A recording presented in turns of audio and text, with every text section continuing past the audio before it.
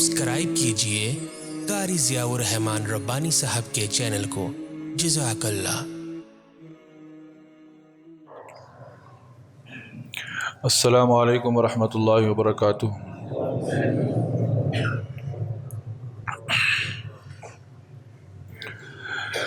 الحمد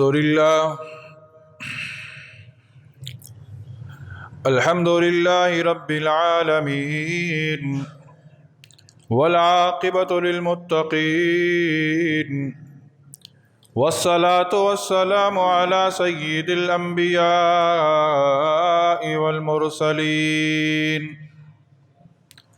اما بعد، اعوذ باللہ من الشیطان الرجیم، بسم اللہ الرحمن الرحیم، وَأَقِيمُوا الصَّلَاةَ وَآتُوا الزَّكَاةَ وَارْكَعُوا مَعَ الرَّاكِعِينَ۔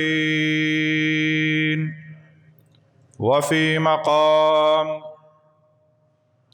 في جنات يتساءلون عن المجرمين ما سلككم في سقر قالوا لم نك من المصلين آمنت بالله صدق الله ومولانا العظيم وصدق رسوله النبي الكريم ونحن على ذلك لمن الشاهدين والشاكرين والحمد لله رب العالمين۔ تمام احباب انتہائی ذوق، شوق، عقیدت، محبت، احترام اور ثواب کی نیت سے ایک مرتبہ درود شریف پڑھ لیجیے۔ اللہم صلی علی محمد وعلی آل محمد كما صليت على إبراهيم وعلى آل إبراهيم إنك حميد مجيد۔ اللهم بارك على محمد وعلى آل محمد كما باركت على إبراهيم وعلى آل إبراهيم إنك حميد مجيد۔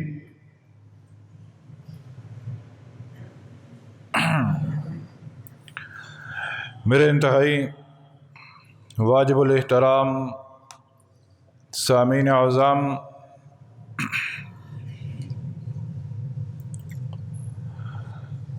خصوص بالخصوص بزرگان دین، نوجوانان قوم و معززین علاقہ،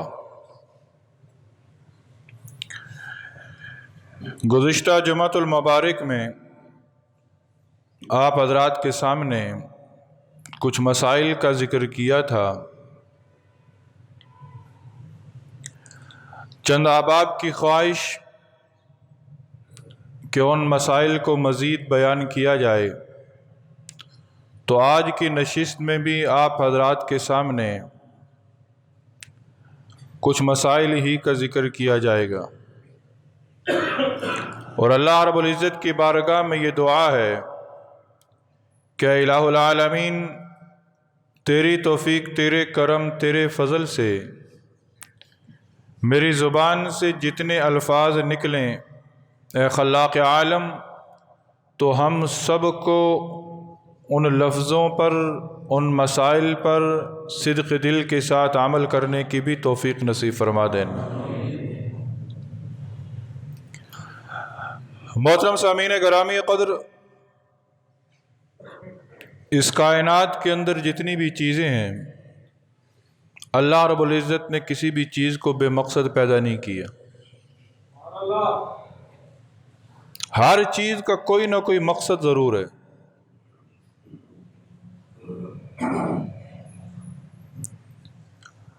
کتابوں کے اندر ایک واقعہ لکھا ہے کہ ایک چھپکلی تھی اور اسے دیکھ رہے تھے حضرت موسیٰ علیہ السلام۔ چھت پر چھپکلی چل رہی تھی اور اس کے منہ سے رال ٹپک رہی تھی، تو موسیٰ علیہ السلام کی زبان پر یہ جملہ آیا کہ اے اللہ، تو نے اس چھپکلی کو کیوں پیدا کیا ہے؟ اس کا مقصد کیا ہے؟ اس کی ضرورت کیا ہے؟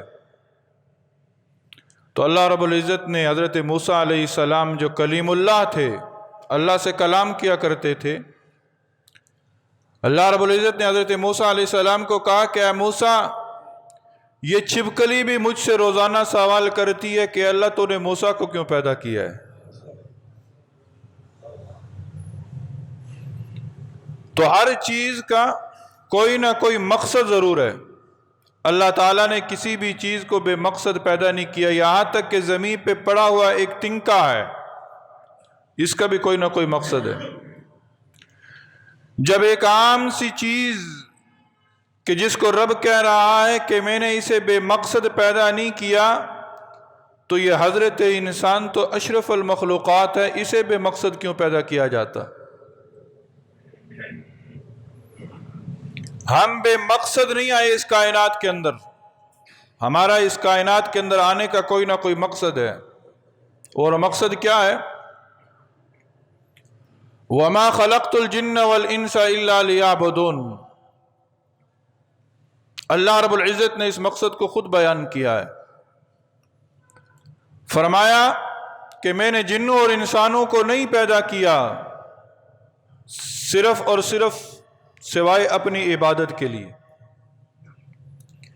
میرا اور آپ کا آنا اس کائنات کے اندر یہ اس لیے ہے کہ میں اور آپ رب کی عبادت کریں، رب کو راضی کریں اس کی عبادت کر کے. اب عبادات کیا ہیں؟ کسی نے روزہ رکھ لیا، یہ بھی عبادت ہے. کسی نے قرآن مجید کی تلاوت کر لی، یہ بھی عبادت ہے. کسی نے زکوٰۃ دے دی، یہ بھی عبادت ہے. کسی نے حج اور عمرہ کر لیا، یہ بھی عبادت ہے. کسی نے انفرادی تسبیحات کر لی، یہ بھی عبادت ہے. کسی نے صدقہ و خیرات کر دیا، یہ بھی عبادت ہے. کسی نے نوافل پڑھے، یہ بھی عبادت ہے. یہ تمام تر عبادات انفرادی ہیں، یہ تمام تر عبادات انفرادی ہیں. روزہ رکھا انفرادی عبادت، زکوٰۃ دی انفرادی عبادت. روزہ رکھا جسمانی عبادت ہے، زکوٰۃ دی انفرادی عبادت ہے. نماز تمام تر عبادات کا مجموعہ ہے. نماز تمام تر عبادات کا مجموعہ ہے. کیا نماز کے اندر کوئی انسان کھانا کھاتا ہے؟ اسے روزے کا بھی ثواب ہے. نماز کے اندر صدقہ و خیرات کا بھی ثواب ہے. آپ پاک صاف کپڑے پہنتے ہیں، دنیا سے بالکل کٹ جاتے ہیں. حج دنیا سے کٹنے کا نام ہے. نماز کے اندر دنیا سے کٹ جاتے ہیں. ذکر و اذکار وہ بھی نماز کے اندر موجود ہے. قرآن کی تلاوت وہ بھی قرآن کے اس کی نماز کے اندر موجود ہے. تو نماز جو ہے تمام تر عبادات کا مجموعہ ہے. اس لیے تو فرمایا کہ الصلاۃ عماد الدین، نماز دین کا ستون ہے. نماز کی مثال تمہارے جسم کے اندر اگر سمجھائی جائے نا تو کیا ہے؟ نماز کی مثال تمہارے جسم کے اندر سر جیسی ہے. جس طرح اگر سر جسم سے الگ ہو جائے، سر گردن سے الگ ہو جائے، جسم کی بقا ممکن نہیں. اسی طرح نماز کو دین سے الگ کر دو گے، دین کی بقا ممکن نہیں ہے.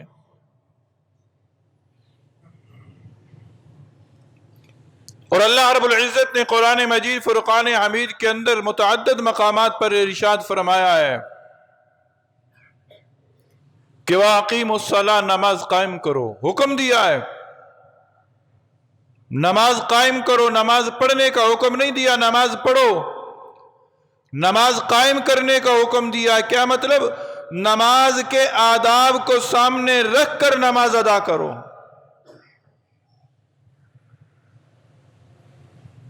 آج ہم پڑھتے ہیں، قائم نہیں کرتے. آج ہم اپنی نمازوں کے حالات دیکھیں نا تو ایسے جیسے ہم پڑھتے ہیں. اللہ نے تو کہا نماز قائم کرو. اور پھر نماز کی اہمیت کیا ہے؟ نبی کریم صلی اللہ علیہ وسلم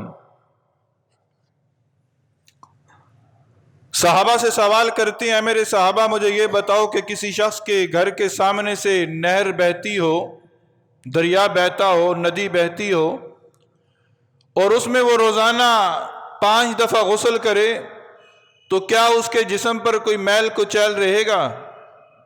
صحابہ نے عرض کیا کہ اللہ کے نبی ایسا تو نہیں ہے، 5 دفعہ جو غسل کرے اس پر میل کچیل کیسے رہ سکتا ہے؟ تو نبی کریم صلی اللہ علیہ وسلم نے فرمایا جس طرح 5 دفعہ غسل کرنے سے اس کے جسم پر میل نہیں رہتا، بالکل اسی طرح جو روزانہ 5 مرتبہ نماز پڑھے گا اس کے جسم پر بھی گناہ نہیں رہیں گے، اس کے گناہ بھی پاک، اس کے گناہ بھی صاف۔ نبی صلی اللہ علیہ وسلم نے درخت کی ٹہنی کو پکڑا، جھاڑا، پتے گرے، نبی صلی اللہ علیہ وسلم نے فرمایا کہ اے میرے صحابہ جو نماز پڑھتا ہے اس کے گناہ اسی طرح جھڑ جاتے ہیں۔ اور یہ نماز وہ عبادت ہے اللہ رب العزت نے روزے کا حکم دیا تو آقا دو جہاں نبی کریم صلی اللہ علیہ وسلم مدینہ کی دھرتی پر تھے، زکوٰۃ کا حکم ہوا اللہ رب العزت کے حبیب فرش پر تھے، حج کا حکم آیا نبی کریم صلی اللہ علیہ وسلم فرش پر تھے، جہاد کا حکم آیا آپ صلی اللہ علیہ وسلم فرش پر تھے، دین کے باقی جتنے بھی احکامات ہیں ان کے حکم آیا آپ صلی اللہ علیہ وسلم فرش پر تھے۔ نماز کی اتنی اہمیت کہ نماز کا حکم دینے کے لیے، نماز کا تحفہ دینے کے لیے اللہ رب العزت نے عرش کا انتخاب کیا اور پھر اپنے حبیب کو 7 آسمان اوپر یہاں تک کہ عرش معلی پر لے گئے اور وہاں جا کر اللہ نے اپنے حبیب کو نماز کا تحفہ دیا ہے۔ اور صرف نماز کا تحفہ کیسے دیا؟ 50 نمازیں فرض ہوئیں، پھر تخفیف ہوتی گئی یہاں تک کہ 5 رہ گئیں۔ 5 نمازیں لے کر آقا دو جہاں نبی کریم صلی اللہ علیہ وسلم تشریف لائے، امت کو بتلایا، لیکن ساتھ یہ پیغام بھی دے دیا، سنو لوگو، اللہ نے یہ مجھ سے وعدہ کیا ہے کہ میں نے پہلے 50 نمازیں فرض کی تھیں، میں اپنے وعدے کے خلاف نہیں کرتا، مجھ سے زیادہ سچی بات کس کی ہو سکتی ہے؟ اپنے امتیوں کو بتلا دینا کہ پڑھو گے تم 5 نامہ اعمال میں 50 نمازوں کا ثواب لکھا جائے گا۔ 50 نمازوں کا ثواب، اور یہ اتنی عظیم عبادت کہ اللہ رب العزت نے اس عبادت کو دینے کے لیے جگہ کا جو انتخاب کیا وہ کون سا؟ جو کائنات سے سب سے افضل ترین جگہ، جو رب کا عرش ہے، اس عرش پر بلا کر اللہ نے اپنے حبیب کو یہ نماز کا تحفہ دیا ہے۔ اسی وجہ سے تو نبی کریم صلی اللہ علیہ وسلم نے فرمایا نماز جو ہے میری آنکھوں کی ٹھنڈک ہے، نماز میری آنکھوں کی ٹھنڈک ہے۔ نماز پڑھو گے خوشحالی آئے گی، نماز پڑھو گے برکتیں آئیں گی، نماز پڑھو گے سکون آئے گا، نماز پڑھو گے ترقیاں ملیں گی، نماز پڑھو گے کامیابیاں تمہارے قدم چومیں گی، نماز پڑھو گے کل قیامت کی رسوائی سے بچو گے، نماز پڑھو گے کل قیامت کے دن حساب آسان ہوگا، نماز پڑھو گے جنت کے اندر جاؤ گے، نماز پڑھو گے رب کی رضا نصیب ہوگی، نماز پڑھو گے نبی کریم صلی اللہ علیہ وسلم کی شفاعت نصیب ہوگی، نماز پڑھو گے کل قیامت کے دن تمہارے اعضاء چمک رہے ہوں گے۔ سوال کیا گیا اے اللہ کے نبی، کل قیامت کے دن اول و آخر تمام امتیں جمع ہوں گی، حضرت آدم علیہ السلام سے لے کر قیامت تک آنے والا جو آخری انسان ہے، کتنے انسان آئے، سارے کے سارے کل قیامت کے دن جمع ہوں گے۔ اے اللہ کے نبی، آپ اپنے امتیوں کو پہچانیں گے کیسے؟ آپ کے امتی کون سے ہیں؟ آپ اپنے امتیوں کو کیسے پہچانیں گے؟ نبی کریم صلی اللہ علیہ وسلم نے فرمایا میں اپنے امتیوں کو ان کے وضو کے اعضاء کی وجہ سے پہچانوں گا۔ وہ جو نماز کے لیے وضو کرتے ہیں نا، دنیا کے اندر انہوں نے نماز کے لیے وضو کیے ہوں گے تو کل قیامت کے دن ان کے اعضاء چمک رہے ہوں گے، میں ان اعضاء کی بدولت اپنے امتی کو پہچانوں گا۔ اور پھر یہ تو نماز کے فضائل۔ ارائیت الذی یکذب بالدین فذلک الذی یدعو الیتیم ولا یحض علی طعام المسکین فویل للمصلین الذین هم عن صلاتهم ساہون۔ سورہ ماعون۔ ارائیت الذی یکذب بالدین، اے میرے حبیب کیا آپ اس شخص کو جانتے ہیں جو روز جزا کو جھٹلاتا ہے؟ میں نہ بتاؤں کہ وہ کون ہے؟ فذلک الذی یدعو الیتیم، وہ ہے جو یتیم کو دھکے دیتا ہے، ولا یحض علی طعام المسکین، اور مساکین کو کھانا کھلانے کی ترغیب نہیں دیتا۔ اے میرے حبیب میں بتاؤں روز جزا کو جھٹلانے والا کون ہے؟ وہ ہے جو یتیم کو دھکے دیتا ہے، مساکین کو کھانا کھلانے کی ترغیب نہیں دیتا۔ اور پھر فرمایا فویل لل، پس ہلاکت ہے، ویل ہے۔ ویل کسے کہتے ہیں؟ جہنم کی ایک گھاٹی ہے جس کا نام ویل ہے، وہ گھاٹی ان کے لیے ہے، ہلاکت ہے ان کے لیے۔ اللہ کن کے لیے؟ جہاں آپ نے سنا نا ویل للمطففین، ہلاکت ہے ناپ تول میں کمی کرنے والے کے لیے۔ ویل لکل ہمزۃ لمزہ، ہلاکت ہے عیب جوئی کرنے والے کے لیے اور تانا دینے والے کے لیے۔ بالکل اسی طرح فویل للمصلین، بس ہلاکت ہے ان نمازیوں کے لیے۔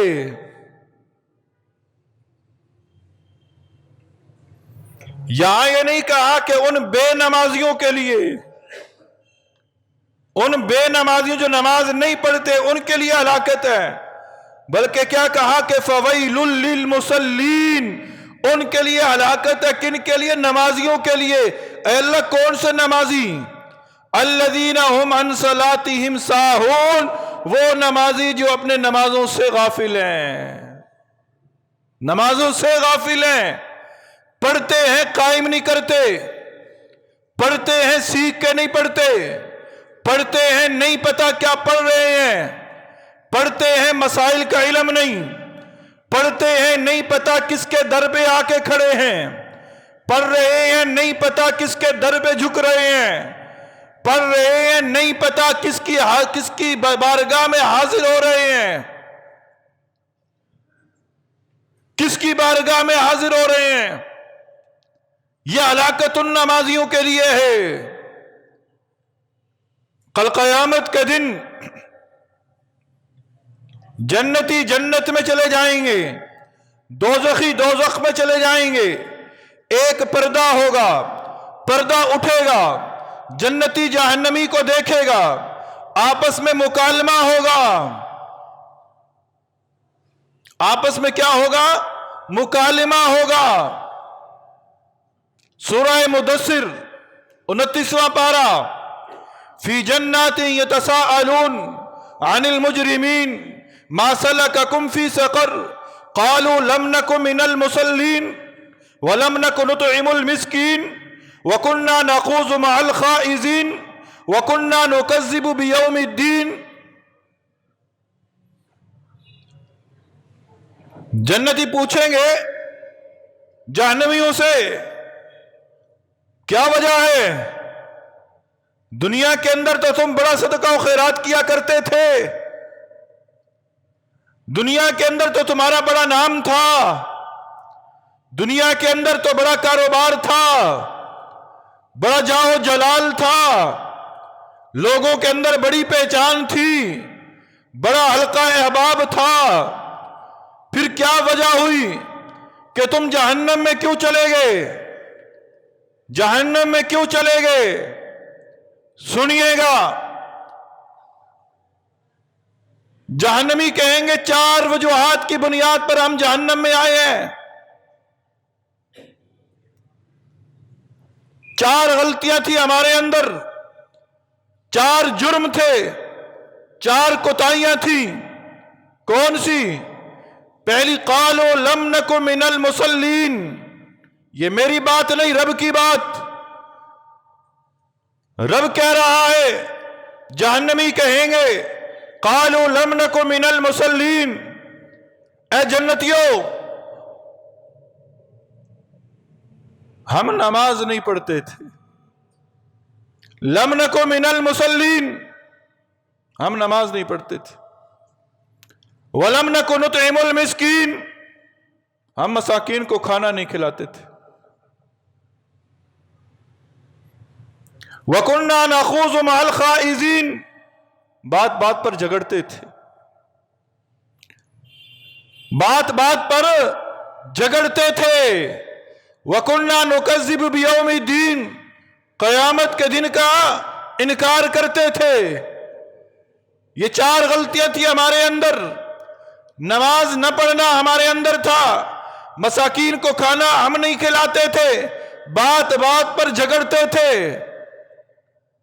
بات بات پر جھگڑتے تھے، اور قیامت کے دن کا انکار کرتے تھے۔ یہ 4 سبب ہیں ہمارے جنت جہنم میں آنے کے۔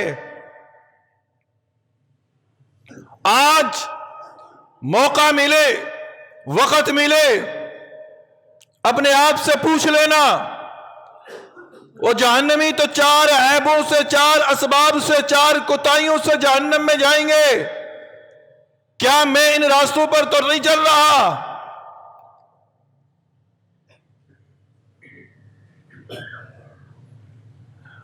آج ہمارے معاشرے کے اندر ایک نماز نہ پڑھنا ہے، مساکین کو کھانا نہ کھلانا ہے، ایک سب سے بڑا گناہ جو کیا جا رہا ہے، بات بات پہ جھگڑنے پہ آ جاتے ہیں ہم لوگ۔ آج قوت برداشت ختم ہو چکی ہے، بات بات پہ جھگڑنا، گالی گلوچ کرنا، یہ ایک الگ موضوع ہے۔ لیکن اتنا بتلا دوں کہ بات بات پہ جھگڑنے والا خبردار ہو جائے، آگاہ ہو جائے کہ جہنم میں جانے کا اسباب جو ہیں ان میں سے ایک سبب جھگڑنا بھی ہے۔ تو ہم نماز نہ پڑھتے تھے، اور پھر کچھ ایسے ہیں نماز پڑھتے تو ہیں پر اپنی نمازوں سے غافل ہیں۔ کون غافل ہیں؟ جو مسائل سیکھ کر نماز نہیں پڑھتے، جو مسائل سیکھ کر نماز نہیں پڑھتے۔ اب مسائل کیا ہیں نماز کے؟ نماز کے مسائل کیا ہیں؟ میں نے گزشتہ جمعہ بھی عرض کیا تھا کہ ہم اپنی زندگی کے اندر سے کچھ وقت نکالیں اور دین کے مسائل سیکھیں، دین کے مسائل سیکھیں۔ سیکھنے میں ہی نجات ہے میرے دوست، سیکھنے میں نجات ہے، پوچھنے میں نجات ہے۔ 13 فرائض ہیں نماز کے۔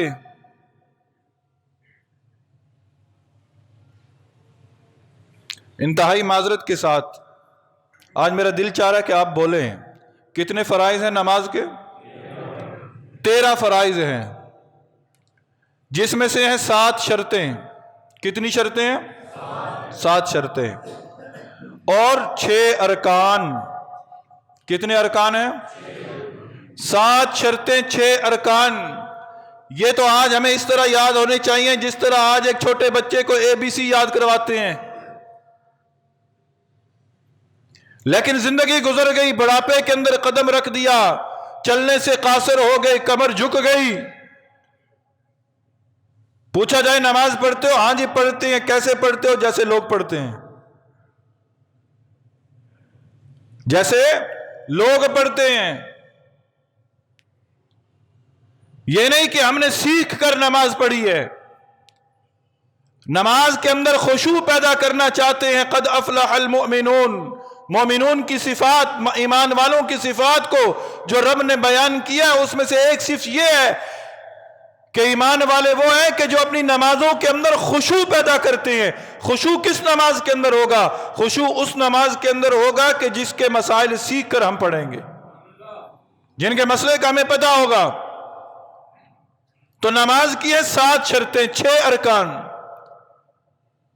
7 شرطیں: جگہ کا پاک ہونا، بدن کا پاک ہونا، لباس کا پاک ہونا، سطر کا ڈھانپے ہونا، وقت کا تعین ہونا، نیت کرنا، قبلہ رخ ہونا۔ 7 شرطیں ہیں: جگہ کا پاک ہونا، بدن کا پاک ہونا، لباس کا پاک ہونا، سطر کا پاک ہونا، وقت کا تعین ہونا، نیت کرنا اور قبلہ رخ ہونا۔ یہ 7 شرطیں ہیں میرے دوست۔ ان 7 شرطوں کو یاد کرنا۔ 7 شرطیں، پھر ان کے اندر بھی وضاحت ہے۔ جگہ کیسی پاک ہو، بدن کیسے پاک ہو، لباس کیسے پاک ہو، سطر کتنا ہے، کیسے ڈھانپا ہوا ہو۔ صرف ایک پوائنٹ کی میں تشریح کر دیتا ہوں، سطر کا ڈھانپے ہونا۔ مرد کا سطر کیا ہے سنیں۔ رب کو یہ گوارا نہیں، قربان جائیں، پیدا کرنے والا کون؟ رب۔ پیدا کرنے والا کون ہے؟ رب۔ ہمیں بنایا کس نے؟ رب نے۔ ہمارے ذرے ذرے سے واقف کون؟ رب۔ لیکن وہ رب کہہ رہا ہے میری بارگاہ میں جب آنا تو سطر ڈھانپ کے آنا، سطر ڈھانپ کے آنا۔ میں قبول نہیں کروں گا تمہاری عبادات کو اگر تمہارا سطر ننگا ہوگا۔ 1/4 مقدار کے برابر بھی اگر سطر ننگا ہوا تو میں قبول نہیں کروں گا۔ کون کہہ رہا ہے؟ جو ہمارے جسم کے ہر ذرے سے واقف ہے، جو پردوں کے اندر چھپی ہوئی چیز کو بھی دیکھ رہا ہے، جو کالی رات، کالا پہاڑ، کالی چونٹی چل رہی ہے، رب اس چونٹی کو بھی دیکھ رہا ہے۔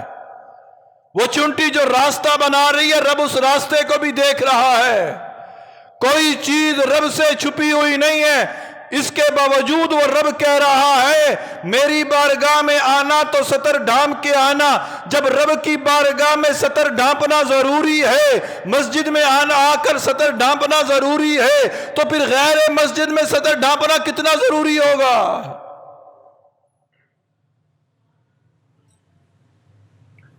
آج اپنے جسم کو ننگا کر کے، نمائش کر کے ہم کیا دکھانا چاہتے ہیں؟ ہم کیا ظاہر کرنا چاہتے ہیں؟ مرد کا سطر ہے ناف سے لے کر گھٹنے تک، ناف بھی سطر کے اندر شامل اور گھٹنا بھی سطر کے اندر شامل ہے، گھٹنے کے نیچے تک سطر ہے۔ اور آج ہمارے نوجوان بھائی، ہمارے دوست نکریں پہن کر جب بازاروں کے اندر گھومتے ہیں، وہ کس چیز کی نمائش کرنا چاہتے ہیں؟ وہ کس کو دکھانا چاہتے ہیں؟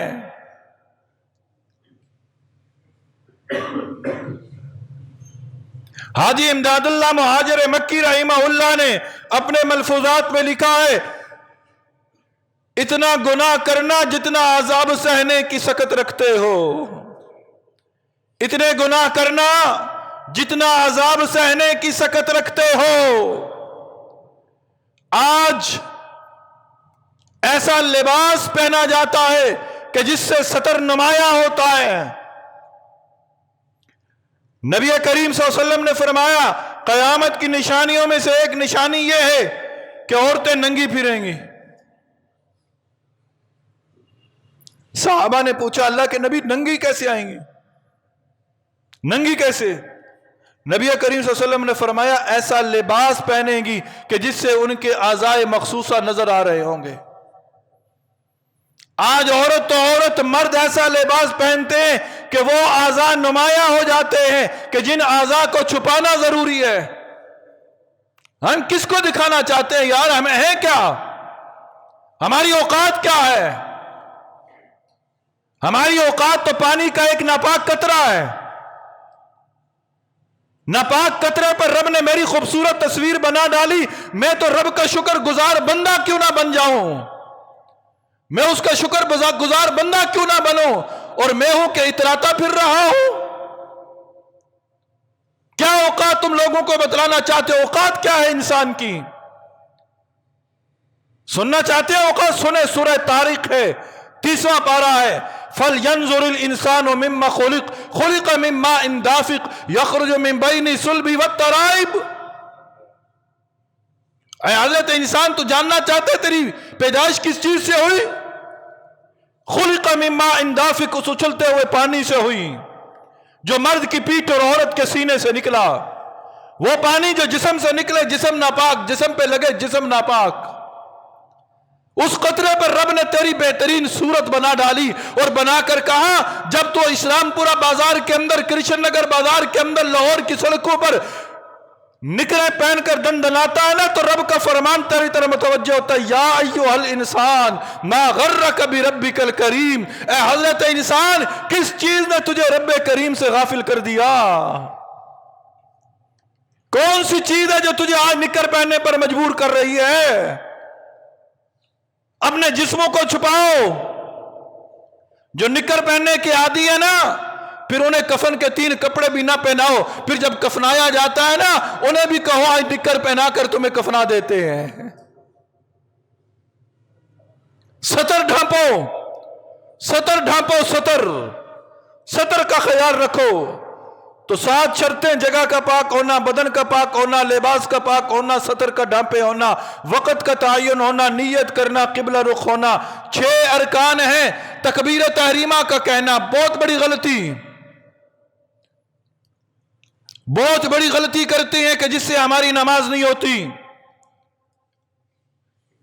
امام صاحب نے کہا اللہ اکبر، ابھی امام ہاتھ نہیں باندھ پاتا کہ ہم اتنے جلد باز ہیں. جلدی ہمارے خمیر میں ہے نا، خلق الانسان من عجل، جلد باز پیدا کیا گیا ہمیں. اور ہم اتنی جلدی میں آتے ہیں کہ امام کی آواز کا بھی پرواہ نہیں کرتے اور ہاتھ باندھ لیتے ہیں. یاد رکھو، جس نے امام کی تکبیر سے پہلے تکبیر کہہ لی، امام نے اللہ اکبر کہا اور اس سے پہلے اس نے اللہ اکبر کہہ کے ہاتھ باندھ لیے، اس کی نماز نہیں ہے. میں تکبیر تحریمہ کی بات کر رہا ہوں، باقی تکبیرات کی نہیں. تکبیر تحریمہ جو نماز کا آغاز کرتے ہیں، اللہ اکبر کہتے ہیں. دیکھو، امام کی اقتداء اتنی ضروری ہے. تم امام کی اقتداء سے نکلو گے، تمہاری نماز قبول نہ ہوگی. دنیا والے امام کو مقام دیں یا نہ دے، رب امام کو مقام دے چکا ہے. جو تمہاری اقتداء میں رہے گا اسی کی قبول کروں گا، جو تمہاری اقتداء سے نکلے گا اس کی قبول ہی نہیں کروں گا. اللہ اکبر تکبیر تحریمہ. قیام کرنا، سیدھا کھڑا ہونا فرض ہے. ہم اتنے جلد باز ہیں، دکان پہ بیٹھے رہتے ہیں، دوسری اذان ہوگی چلیں گے. کچھ میرے دوست ایسے ہیں، نماز شروع ہوگی تو چلیں گے. کچھ ایسے ہیں وہ قرات سنتے رہتے ہیں، بس ابھی 2 آیتیں پڑھی ہیں، یہ مولوی صاحب 4 آیتیں پڑھیں گے نا، 2 آیتیں ہو جائیں گی پھر میں چلوں گا. اور آتے ہیں بھاگتے بھاگتے، امام صاحب رکوع میں ہیں، کہا اللہ اکبر اور سیدھا رکوع میں، قیام نکل گیا، قیام کیا ہی نہیں. کہاں ہے قیام؟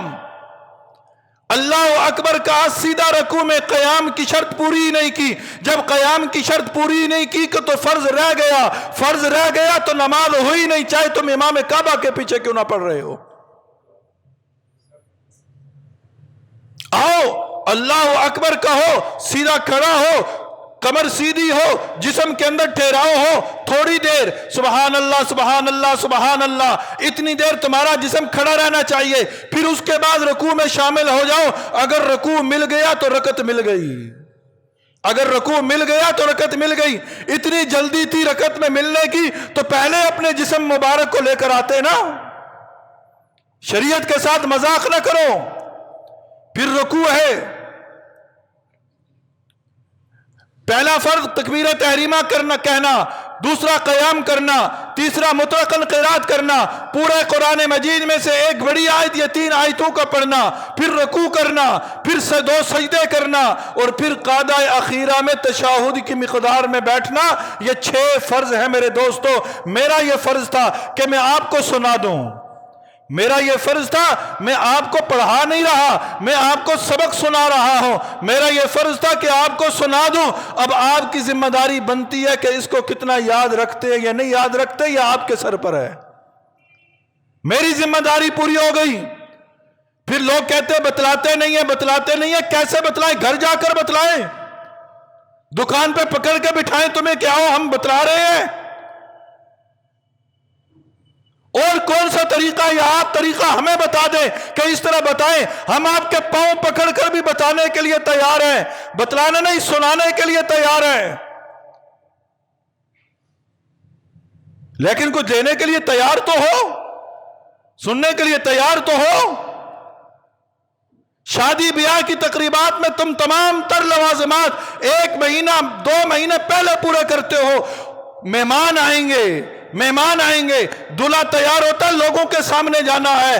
ओ अल्लाह के बंदो, तुमने रब के सामने जाना है, कोई तैयारी नहीं,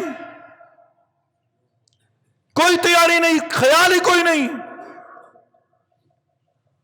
जब बेख्याली में नमाज पढ़ी जाएगी, जल्दी जल्दी नमाज पढ़ी जाएगी, तो याद रखना ऐसी नमाजें फिर काले कपड़े में लपेट कर मुंह पर दे मार दी जाएंगी। तुम कोशिश करो, कोशिश करो, सीख कर नमाज पढ़ो। तुम रास्ते पर चलो तो सही ना, अल्लाह रब्बुल इज्जत की जात फिर कबूल करने वाली है, फिर कबूल हो जाएंगी। एक है नमाज के मसाइल का पता नहीं और कहें जी पढ़ रहे हैं, बस पढ़ रहे हैं, अल्लाह कबूल करने वाला है, अल्लाह कबूल करने वाला है। बस क्या हम कहते हैं ना, अल्लाह गफूर रहीम है, माफ कर देगा। और बिलाल हबशी को नहीं पता था अल्लाह गफूर रहीम है। आले यासर के जिनका खानदान कट गया, जिनकी हजरत सुमैया की शहादत हुई ना, अबू जाल ने मुख्तलिफ सिमतों में हजरत सुमैया के पांव भी बांधे, हाथ भी बांधे और जानवरों को दौड़ा दिया, जिस्म के परखच्चे उड़ गए। क्या उनको नहीं पता था अल्लाह गफूर रहीम है? क्या आका दो जहां नबी करीम सल्लल्लाहु अलैहि वसल्लम जो कायनात के अंदर खातमुन नबिय्यीन बनकर तशरीफ लाए, उन्हें नहीं पता था कि रब गफूर रहीम है? फिर उनके जिस्म पर औजड़ियां क्यों फेंकी गई? फिर ताइफ के अंदर पत्थर क्यों खाए? फिर जिस्म के अंदर से खून क्यों निकला? फिर औद के अंदर दंदान मुबारक क्यों शहीद हुए? फिर उनकी बेटी को थप्पड़ क्यों मारे गए? फिर उनके नवासों को करबला के अंदर क्यों शहीद किया गया? आज अल्लाह गफूर रहीम है जी, अल्लाह गफूर रहीम है, माफ कर देगा। एक है कानून, एक है रहमत। रब ने कानून बताया, कानून पर चल के आओगे मेरी रहमत होगी, फिर मेरी रहमत मुतवज्जह होगी। हम नमाजें पढ़कर भी अपनी नमाजों के बलबूते पे जन्नत में नहीं जा सकते, याद रखना। हम इबादत करके भी अपनी इबादत के बलबूते पर जन्नत में नहीं जा सकते जब तक कि रब का फजल ना होगा, जब तक कि रब का करम ना होगा। इबादत करो, रब से रब का फजल मांगो, फिर रब अता फरमा देगा। अल्लाह ताला हमें अमल की तौफीक नसीब फरमा दे।